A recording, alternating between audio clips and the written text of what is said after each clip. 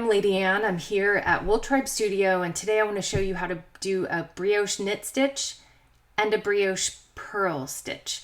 And in between those two things, you'll see how to do the brioche slip stitch with the yarn over. So let's get started. I've got a little bit of work on the needles already. I did a 2-color Italian cast on, and there's a tutorial for that on this channel if you'd like to take a look at it.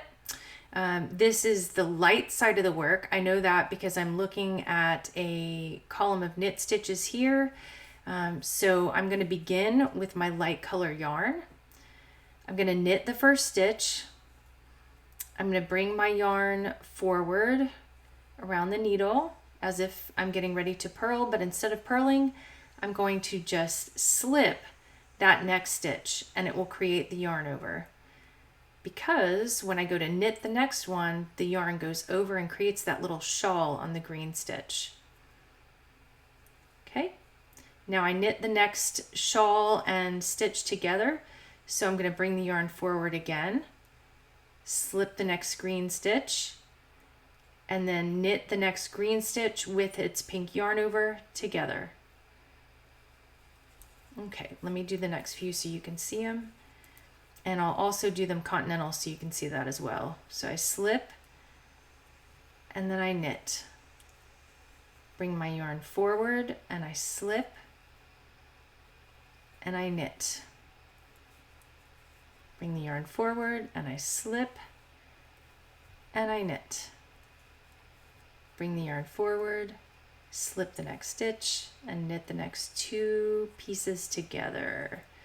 Okay, so that's how you do that English with your right hand.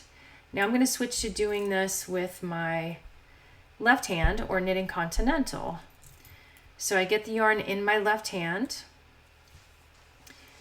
I bring the needle behind the pink and through the green, and then I knit the next stitch. Behind the pink, through the green, knit the next stitch. And you'll see when I do this, scoop my stitches over just a little.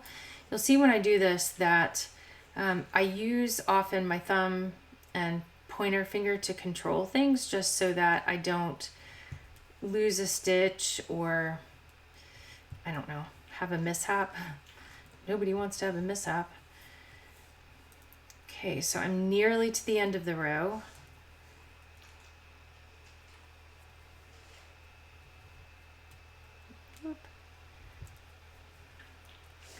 And I'm going to knit this one together. This one's a yarn over. And then when I get to the last stitch, I'm going to work that last stitch with the light color, just like that. And now you can see, if you kind of neaten up the work a little bit, you can see what the fabric is going to look like. It's really cool looking. So to work the dark row on the light side, I'm not going to turn my work. I'm going to just take the work and slide it to the other end of my circular needles. Make sure your work isn't twisted. Okay, so now starting out knitting English, I'm going to take the yarn in my right hand and I'm going to put the needle behind the green yarn. I'm going to slip that first stitch and purl the green and the pink together. Okay, let's do it again. Slip the next stitch, and I have to get ready here to purl those next 2 together. Let's look at it again. I slipped that stitch and I'm going to have to bring the yarn around the needle to create that little shawl. See the little shawl that's on the stitch now? And then I'm going to purl the next 2 things together, which is the green with its pink shawl.